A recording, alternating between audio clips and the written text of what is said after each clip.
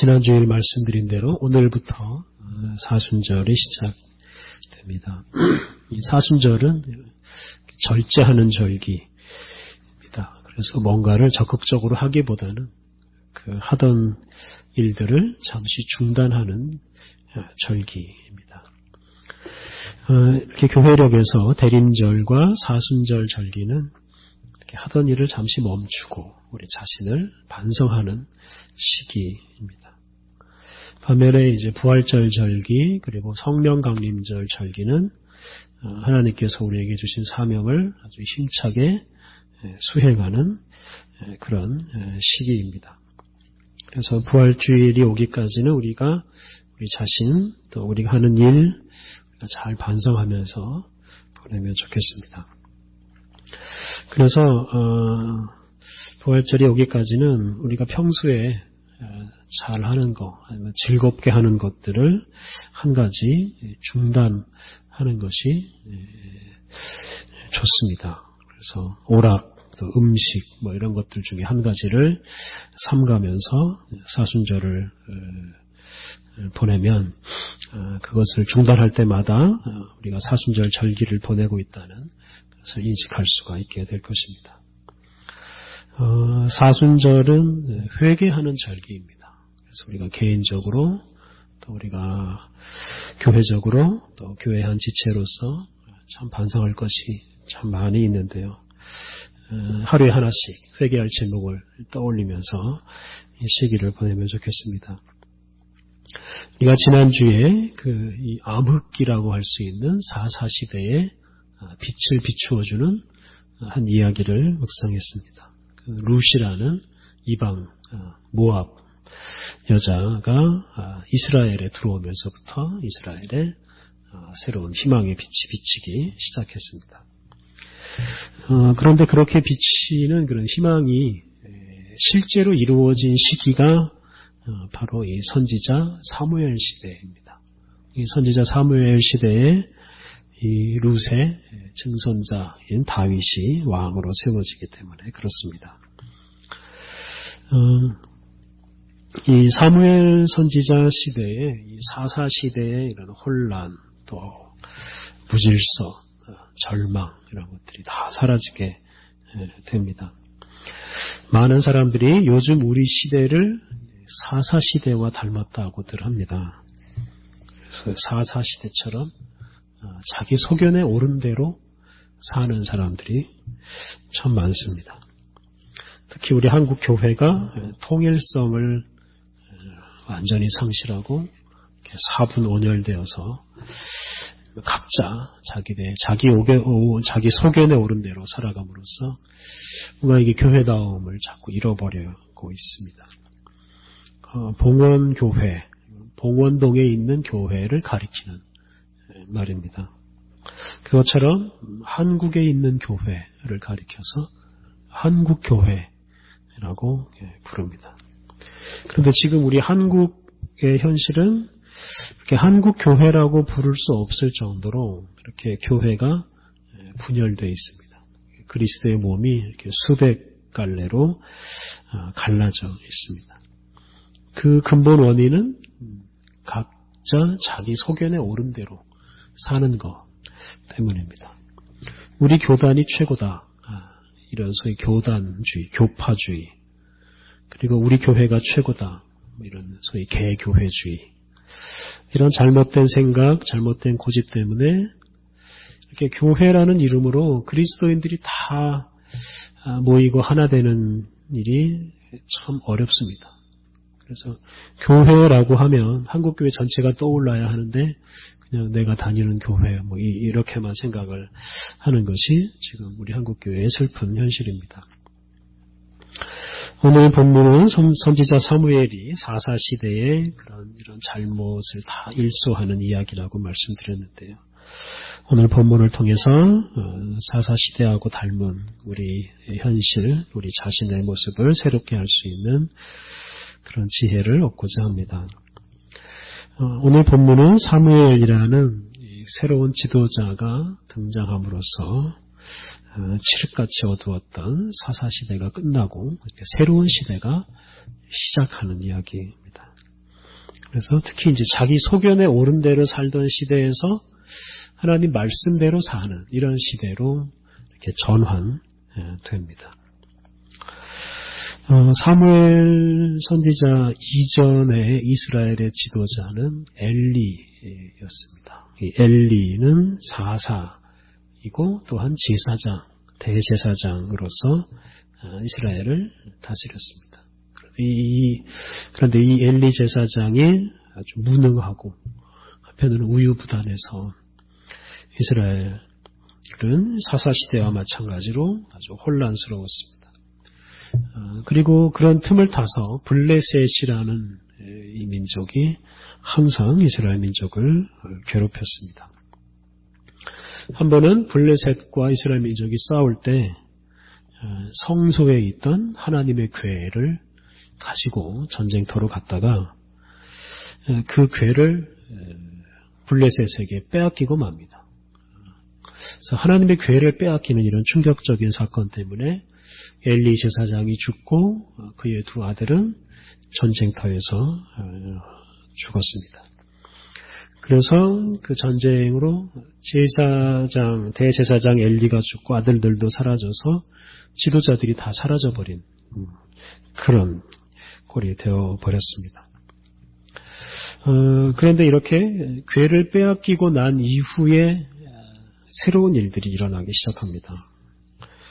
오늘 본문 앞부분을 보면 그 빼앗긴 그 궤가, 하나님의 궤가 아주 기적적으로 이스라엘로 다시 돌아옵니다. 그리고 그 궤가 기럇 여아림에 20년 동안 머물면서 이스라엘 민족이 하나님을 사모하기 시작합니다. 그러니까 자기 소견에 옳은 대로만 살던 사람들이 뭔가 반성하고 하나님을 향해서 마음을 열기 시작합니다. 그렇게 20년 동안 하나님을 사모하고 하나님을 바라보는 중에 그 당시에 나이가 어렸던 사무엘이 이제 점점 성장해서 성인이 되고 어른이 돼서 나라의 지도자가 됩니다. 이렇게 나라의 지도자가 된 사무엘이 이제 사람들 앞에 처음 등장해서 한 말씀이 오늘 우리가 읽은 3절 말씀입니다. 3절 말씀 제가 다시 한번 읽겠습니다. 사무엘이 이스라엘 온 족속에게 말하여 이르되 만일 너희가 전심으로 여호와께 돌아오려거든 이방신들과 아스타롯을 너희 중에서 제거하고 너희 마음을 여호와께로 향하여 그만을 섬기라. 그리하면 너희를 블레셋 사람의 손에서 건져내시리라. 사무엘이 이스라엘 백성을 향해서 전심으로 여호와께 돌아오라 호소하면서 그러려면 우상들을 다 없애라고 말했습니다. 사사시대는 앞에서 말씀드린 대로 자기 소견에 옳은 대로 사는 시대였습니다. 그런데 자기 소견이라는 게 여러분 뭐겠습니까? 자기 소견이라는 건 뭐 별거 없습니다. 욕심입니다. 욕심. 4절에 나오는 바알과 아스타롯은 이 당시 가나안 사람들이 섬기던 대표적인 신입니다. 이 바알은 남자 신이고 아스타롯은 여자 신, 여신입니다. 둘 모두 풍요와 다산을 가져다 준다고 하는 신들입니다. 그 당시 가나안에는 농사지을 땅이 많았습니다. 그래서 가나안 땅에 정착한 이스라엘 민족은 그 땅에서 많은 소출을 얻고자 하는 그 욕심 때문에 그동안 가나안 민족들이 섬기던 이 바알과 아스타롯을 섬겼습니다. 바알과 아스타롯을 잘 섬기면 그 신들이 그들에게 풍요와 다산을 가져다 줄 것이다. 이렇게 믿었습니다. 그러니까 바알과 아스타롯을 믿은 목적이 무엇입니까? 욕심을 채우는 거죠. 그 물질적인 풍요로움을 얻고자 바알과 아스타롯을 섬겼습니다. 그러니까 바르게 사는 것이나 하나님 말씀 따라 거룩하게 사는 것이나 이런 것에는 아무런 관심이 없습니다. 그러다 보니까 이런 바알과 아스타롯을 섬기다 보니까 하나님으로부터 점점 멀어지고 하나님 말씀으로부터도 점점 멀어졌습니다. 그리고 그 결과는 아주 처참했습니다. 그래서 더러운 백성이 되고 외세의 지배를 받는 처지가 되었습니다. 사사 시대가 이제 그렇게 계속 흘러갔고요. 엘리 시대에도 마찬가지로 그런 시대였습니다. 그리고 이제 이때 이제 블레셋에게 괴롭힘을 당하고 고생을 하면서 백성들이 하나님을 향해 마음을 열고 하나님께 돌아오기 시작했고, 그때 하나님께서는 이 사무엘이라는 새로운 사사, 새로운 지도자를 준비하시고 세워주셨습니다. 그 사무엘이 지도자가 된 순간부터 이방신들을 버리고 하나님께 돌아오라라고 호소했습니다. 그러니까 4절에 나오는 것처럼 이스라엘 민족은 이방신들을 다 내어버립니다. 자신들의 불행이 우상을 섬긴 데서부터 왔다 하는 걸 깨닫고 우상을 버리고 하나님께 돌아옵니다. 그런데 사무엘은 그냥 그렇게 그치질 않고 이 사람들의 결심을 아주 굳게 하기 위해서 사람들을 한 곳으로 모읍니다. 이 미스바라는 곳으로 모읍니다. 5절과 6절을 보면 미스바에서 하는 일이 나옵니다. 5절 6절 사무엘이 이르되 온 이스라엘은 미스바로 모이라. 내가 너희를 위하여 여호와께 기도하리라 하매 그들이 미스바에 모여 물을 길어 여호와 앞에 붓고 그날 종일 금식하고 거기에서 이르되 우리가 여호와께 범죄하였나이다 하니라. 사무엘이 미스바에서 이스라엘 자손을 다스리니라. 그래서 사무엘이 미스바로 사람들을 모이게 하고 여기에서 말하자면 회개 기도회, 금식 기도회, 금식하면서 회개 기도회를 엽니다. 그러면서 하나님께 범죄했다라고 고백을 합니다. 이것이 이스라엘 민족의 새로운 출발점입니다. 지금 이스라엘 민족이 회개했습니다. 다른 신들에게 가던 길을 돌아서서 이제 하나님께로 돌아와서 이후로는 하나님 말씀을 따라서 살아가기 시작합니다. 이렇게 회개하고 하나님 말씀 따라 살아가기 시작하면서 이스라엘 민족의 역사에 새로운 일들이 일어납니다. 오늘 본문 바로 뒤에 있는 내용을 보면 블레셋이 이스라엘 민족을 침략해 옵니다. 그때 전쟁 준비로 막 그렇게 혼란스럽게 하지 않고 그냥 하나님께 기도합니다. 그리고 기도로 블레셋을 물리칩니다. 기도로 전쟁에서 이긴다는 것은 군사력이 아니라 하나님을 의지함으로 전쟁을 이긴다는 뜻이 됩니다.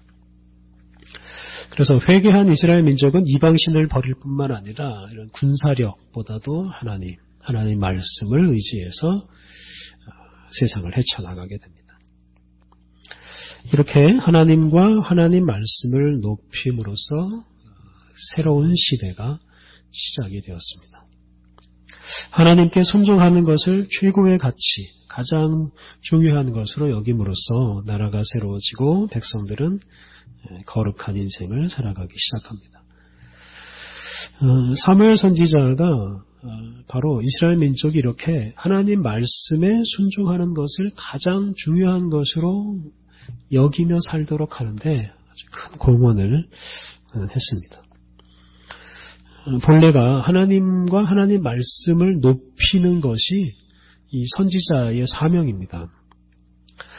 그래서 사무엘 선지자는 이런 사명을 잘 수행한 최초의 선지자라고 합니다. 이전까지도 선지자라는 이름이 있었습니다만 사실 사무엘에서부터 비로소 이제 선지자라고 불릴 자격이 있습니다. 그것은 무엇보다 하나님 말씀을 높이는 역할을 이 선지자가 잘 했기 때문에 그렇습니다. 이제 오늘 본문 뒤에 나오는 말씀을 묵상할 텐데요. 선지자 사무엘이 한 일 중에 이 하나님의 말씀으로 왕을 세우고 또 하나님의 말씀으로 왕을 폐위한 일이 참 중요합니다. 앞에서 말씀드린 대로 이 사무엘은 하나님의 말씀의 권위를 그 무엇보다도 높인 사람이었습니다. 사무엘상 10장 1절 말씀을 보면 사무엘 선지자가 왕을 임명하는 이야기가 나옵니다. 사무엘상 10장 1절 이에 사무엘이 기름병을 가져다가 사울의 머리에 붓고 입 맞추며 이르되 여호와께서 내게 기름을 부으사 그의 기업의 지도자로 삼지 아니하셨느냐. 그래서 사무엘이 하나님 말씀을 따라서 사울을 이스라엘의 초대 왕이죠. 첫 왕으로 임명합니다. 선지자가 왕을 임명했다는 게 중요합니다. 그래서 선지자가 왕을 임명했기 때문에 그 권위에 있어서는 왕보다 선지자가 더 높습니다. 선지자는 하나님의 말씀을 전하는 사람이기 때문에 그 말씀의 그 권위 덕분에 선지자는 왕보다 높은 권위를 가지고 있고 그래서 그 왕을 세우기도 하고 왕을 폐할 수도 있는 이런 권위를 가지고 있었습니다. 이렇게 사울을 왕으로 세운 사무엘이 나중에는 이 사울을 왕위에서 내려오게 합니다. 그 계기가 된 것이 바로 사울이 하나님 말씀에 불순종한 사건이었습니다. 하나님께서 사울에게 아말렉 족속하고 싸워서 아말렉 족속이 과거에 이스라엘 민족을 괴롭힌 것에 대한 그런 벌을 내리라고 말씀하셨습니다. 그때 아주 철저하게 아말렉 족속을 진멸하고 가축도 하나도 남기지 말고 다 죽이라고 했습니다. 전쟁을 통해서 이익을 취하려고 하지 말고 다 죽이라고 했습니다. 그런데 사울은 아말렉의 왕을 살리고 또 살진 가축들도 살렸습니다. 그러니까 하나님 말씀대로 하지 않고 그냥 자기 소견에 오른 대로 자기 생각대로 했습니다. 이렇게 왕이 하나님의 말씀을 어기니까 사무엘은 사울을 찾아가서 아주 단호하게 책망을 하고 그를 왕의 자리에서 끌어내립니다. 여러분 교재에 적어놓은 사무엘상 15장 22절, 23절 여기가 하나님 말씀으로 사울을 왕위에서 물러나게 하는 말씀입니다. 22절 사무엘이 이르되 여호와께서 번제와 다른 제사를 그의 목소리를 청종하는 것을 좋아하심같이 좋아하시겠나이까. 순종이 제사보다 낫고 듣는 것이 순양의 기름보다 나으니. 사무엘이 지금 이 가축을 제물로 바치겠다 이런 명목으로 살려놓았다 이렇게 변명하는 사울에게 순종하는 것이 제사보다 낫고 듣는 것이 순양의 기름보다 낫다 이렇게 말씀했습니다. 그러니까 하나님의 말씀에 순종하는 것이 좋은 제물로 하나님께 제사 드리는 것보다 훨씬 더 소중하다라고 말했습니다. 23절 이는 거역하는 것이 점치는 죄와 같고 완고한 것은 사신 우상에게 절하는 죄와 같음이라. 왕이 여호와의 말씀을 버렸으므로 여호와께서도 왕을 버려 왕이 되지 못하게 하셨나이다. 그래서 하나님 말씀에 순종하지 않는 사울을 하나님께서 버리셨다 이렇게 선언을 했습니다. 그래서 사무엘은 하나님 말씀을 근거로 해서 사울 너는 더 이상 왕이 아니다 이렇게 선언을 한 것입니다. 물론 이후로 사울이 왕 노릇을 하긴 하지만 그것은 자기에게 있는 무력으로 잠깐 정권을 유지하는 차원에 불과합니다. 얼마 지나지 않아서 그는 곧 왕위에서 내려오고 맙니다. 이렇게 사울을 왕위에서 내려오게 한 이 사무엘은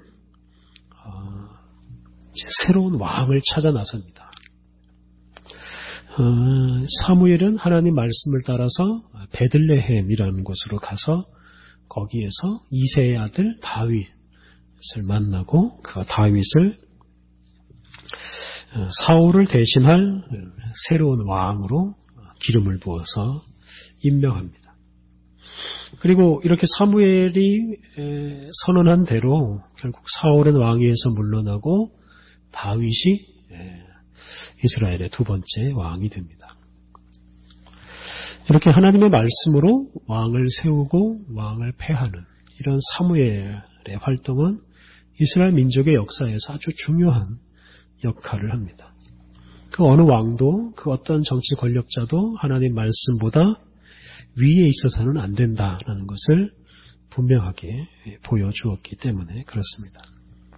그리고 후대 이스라엘 역사에서 이런 모범을 따라서 선지자들이 항상 왕이 잘못할 때마다 하나님의 말씀으로 책망하고 그리고 심지어는 왕의 자리에서 끌어내리는 일까지 했습니다.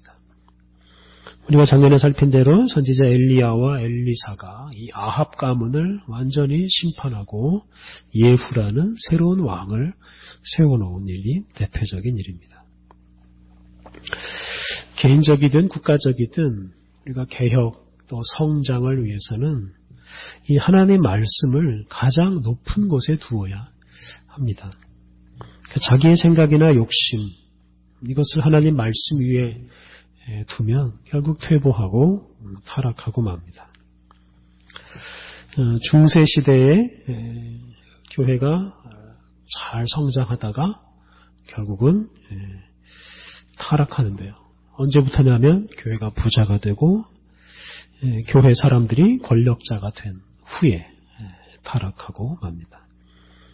그것은 무엇보다 부와 권력을 하나님 말씀보다 높였기 때문에 그렇습니다. 교황이라는 이런 권력자가 등장하고 이 권력자가 세속 왕하고도 경쟁하면서 이권을 챙기고 그 교황 아래에 추기경, 대주교 이런 권력자들도 그 이익을 함께 나눠 먹으면서 교회가 크게 타락했습니다. 그러한 때에 등장한 개혁자들이 한결같이 외친 것은 바로 하나님 말씀이었습니다. 그래서 그 당시 교회 개혁의 모토 중에 하나가 바로 오직 성경으로였습니다. 오직 성경으로 교황이나 세속의 왕보다 하나님 말씀을 성경을 더 높였습니다. 그리고 하나님 말씀이 아니라 자기 욕심, 자기의 뜻을 실현하려고 하는 이런 교황이나 세속의 왕에게 대항하고 심지어 전쟁까지도 벌였습니다. 이렇게 하나님의 말씀의 권위를 가장 높은 곳에 둠으로써 그 당시 타락한 교회를 새롭게 하고 또 타락한 나라까지 새롭게 만들었습니다.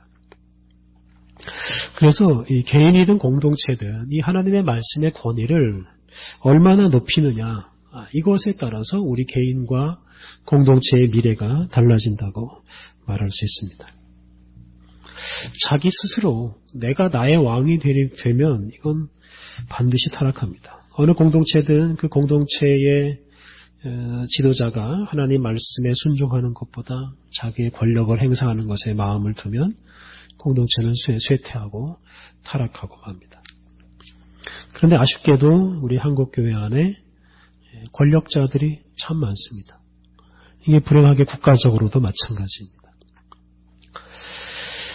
권력자는 지도자라는 자리를 자신의 이익을 챙기는 자리로 또는 어떤 개인적인 욕심을 이루는 자리로 삼습니다. 한국교회가 4.4 시대처럼 된 것은 바로 하나님의 말씀보다 자신의 이익을 앞세우는 이런 지도자들 때문이고 우리나라가 이렇게 대통령 탄핵이라는 비극을 맞이한 것도 권력을 가진 사람들이 하나님의 말씀보다 자신의 이익과 욕심을 앞세웠기 때문에 그렇습니다. 그래서 우리는 그 어느 시대보다도 하나님의 말씀의 권위를 높여야 하는 이런 시대를 우리가 살아가고 있습니다. 이것을 위해서 먼저 우리 자신이 하나님 말씀 앞에서 겸손해야 하겠습니다. 하나님 말씀보다 우리 자신을 더욱더욱 낮춰야 하겠습니다. 더 나아가서 우리들이 이렇게 하나님 말씀보다 높아지려고 하는 사람들을 하나님 말씀으로 책망하고 높아진 그 자리에서 내려오도록 또 책망해야 하겠습니다.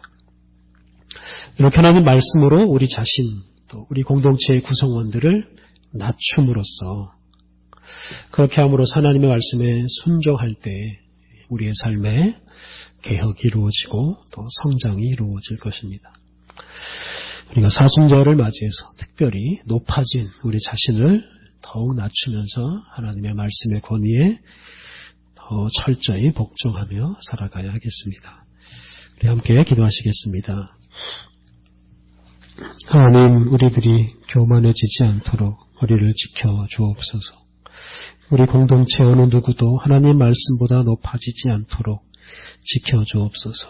하나님, 우리들이 십자가를 지고 죽음의 자리에 이르신 예수님처럼 날마다 우리 자신을 부인하고 십자가를 지고 예수님을 따르게 하옵소서.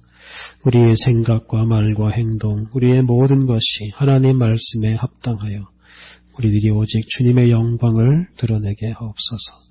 하나님, 온 세상 모든 사람들이 오직 주님을 높이며 주님 말씀에 순종하는 세상이 오게 하여 주옵소서. 예수님의 이름으로 기도드립니다. 아멘.